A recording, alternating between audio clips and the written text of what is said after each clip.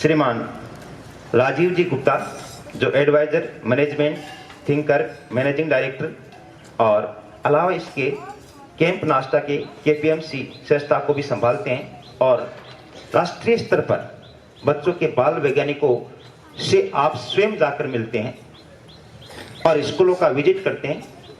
साथ ही साथ आप न केवल भारत में बल्कि विदेशों में भी कुछ अच्छी प्रतिभाओं की तलाश या उनकी तलाश करने के लिए लगातार प्रयासरत रहते हैं और हुडा इंटरनेशनल स्कूल में आज आपने कदम रखे हैं तो हमारा विद्यालय काफी पुनीत, पवित्र, पुष्पित, पुलकित, हर्षित महसूस कर रहा है। ऐसे महान व्यक्तित्व के धनी को आपकी जोरदार करतल ध्वनि के बीच में मंच पर आमंत्रित कर रहा हूं कि वे अपने मुखारबिंद से हमें संबोधित करें, प्रेरित करें और साथ ही साथ हम किस प्रकार से अपने जीवन में आगे बढ़ सकते हैं, अपने मुखारबिंद से हमें संबोधित कर कृपया मंच पर आएं। बहुत बहुत धन्यवाद। सबसे पहले good morning to everybody. Very good. आप लोग इस देश का भविष्य हैं और स्कूलों का एक बहुत इंपॉर्टेंट हिस्सा है कि वो देश निर्माण की सबसे मजबूत नींव हैं। तो बेनीवाल साहब, आपको बहुत बहुत शुभकामनाएं।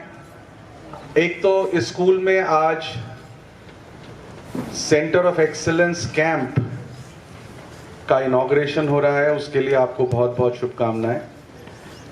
मुझे पता चला, मैंने देखा आपके प्रिंसिपल साहब डूडी साहब के कमरे में, डूडी साहब एयरफोर्स से हैं, जो कि एक बहुत अच्छी बात मुझे लगी, क्योंकि डिसिप्लिन, एक स्कूल और एक बच्चों में डिसिप्लिन लाना शायद एक बहुत इम्पॉर्टेंट हिस्सा है जो कि फोर्सेस से आता है।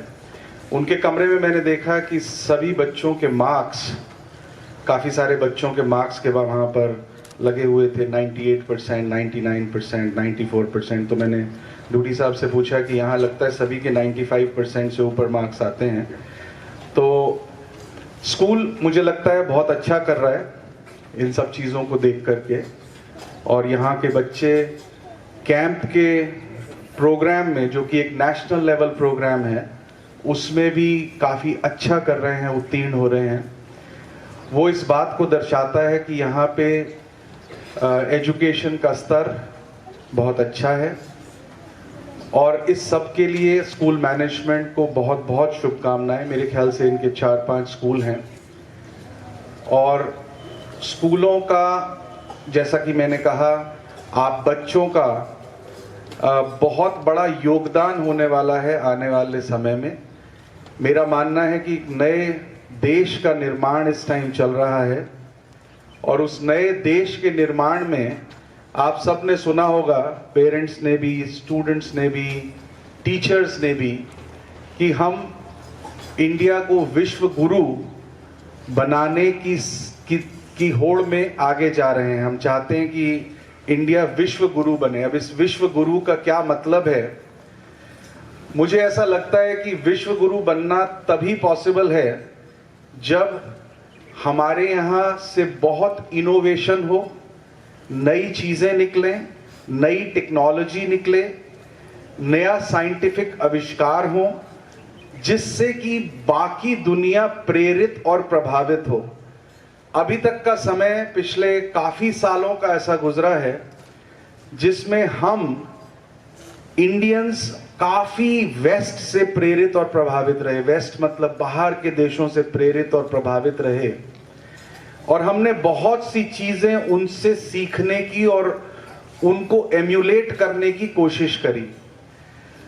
सबसे अच्छी चीज़ें सीखनी चाहिए, इसमें कोई गलत बात नहीं है, लेकिन जब आपका व्यक्तित्व किसी और से प्रेरित और प्रभावित होता है, किसी और कल्चर से प्रेरित और प्रभावित होता है, तो आप अपने आप में वो क्षमता पैदा नहीं कर पाते हैं जो कि आप तब कर पाते हैं यदि आपकी रूट्स बहुत डीप हों, और आप अपने कल्चर से प्रेरित और प्रभावित हों।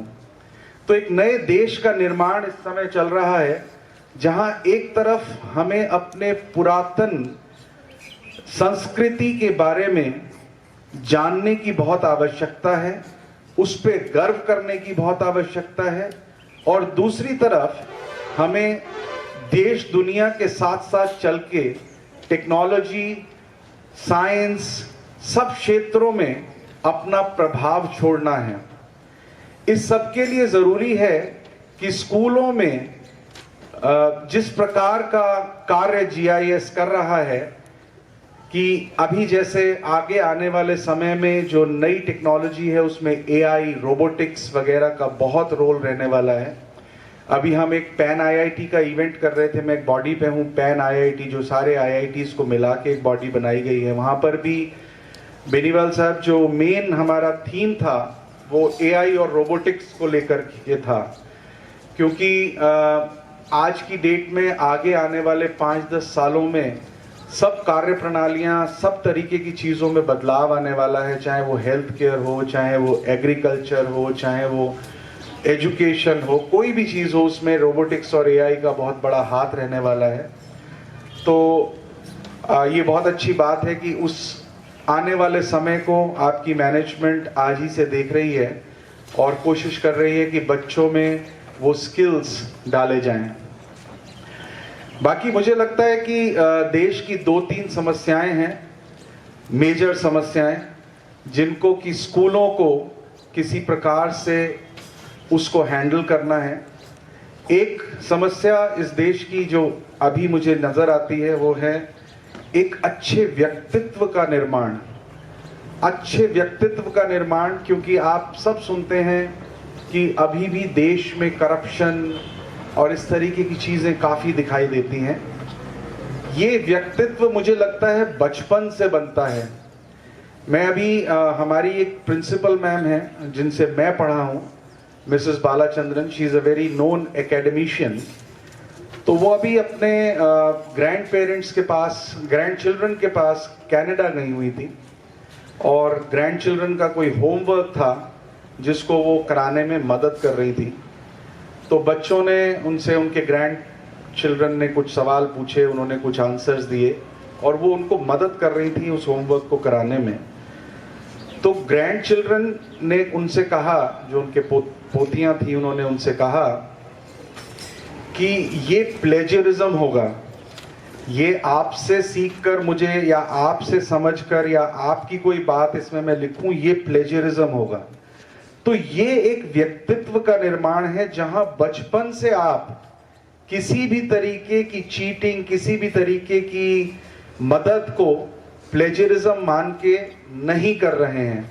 जबकि यहाँ मैं स्कूलों में देखता हूँ कि कुछ भी चीज़ शुरू होती है, प्रोजेक्ट शुरू होते हैं, प्रोजेक्ट्स करे जाते हैं, अटल टिंकरिंग लैब्स लगाए गए, बहुत सारी चीज़ें करी गई, और उन सबको करने का तरीका फिर दोबारा वैसा बन जाता है जहाँ पेरेंट्स उसको करवा रहे हैं, या प्रोजेक्ट्स को करने के लिए दुकानें खुली हुई हैं जहाँ से जाके बच्चे उनको करवा रहे हैं।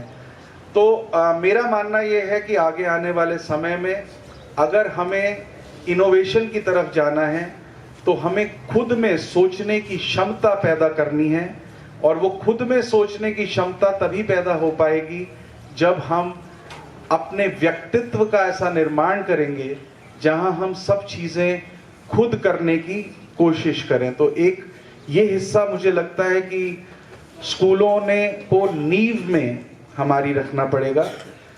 दूसरा, जो मैं डूडी साहब से अभी बात कर रहा था, डिसिप्लिन, एक कॉमन नेशनल फैब्रिक जिसे मैं कहता हूँ, मैं इस शब्द का इस्तेमाल करता हूँ, कॉमन नेशनल फैब्रिक। वो कॉमन नेशनल फैब्रिक मुझे लगता है कि इस देश में अभी पूरी तरह से नहीं बना है, क्योंकि हम बहुत डाइवर्स हैं, अलग अलग भाषाएं हैं, अलग अलग खान पान हैं, अलग अलग तरीके की वेशभूषाएं हैं। तो एक कॉमन नेशनल फैब्रिक जहां हम सब अपने देश पे गौरवान्वित हों और देश को के लिए एक मत सोचें, वो थोड़ा सा मिसिंग है। और मुझे लगता है कि वो तब पूरा हो सकता है यदि सब लोगों को कुछ हद तक आर्मी ट्रेनिंग दी जाए। और मैं बहुत खुश हुआ ये देखकर कि यहाँ GIS की बागडोर एक एक्स एयरफोर्स ऑफिसर के हाथ में है। तो मेरा मानना है कि वो वाला हिस्सा भी GIS काफ़ी हद तक कर रहा होगा। ये सिर्फ मेरी 2 मिनट की बातचीत हुई है, उससे मैं निष्कर्ष निकाल रहा हूँ। तो ये कुछ चीज़ें हैं जिनको स्कूल को बहुत अच्छे से करना है और आप लोगों को इस देश का भविष्य बनाना है। मेरी बहुत बहुत शुभकामनाएं हैं आप सबको। और मैं खुद भी यहाँ आकर बहुत गौरवान्वित महसूस कर रहा हूँ। हालांकि जब आशीष जी ने परसों मुझसे ये बात कही तो झुंझुनू आना, मतलब 2 दिन का समय इसमें लगाना एक मुश्किल काम लग रहा था।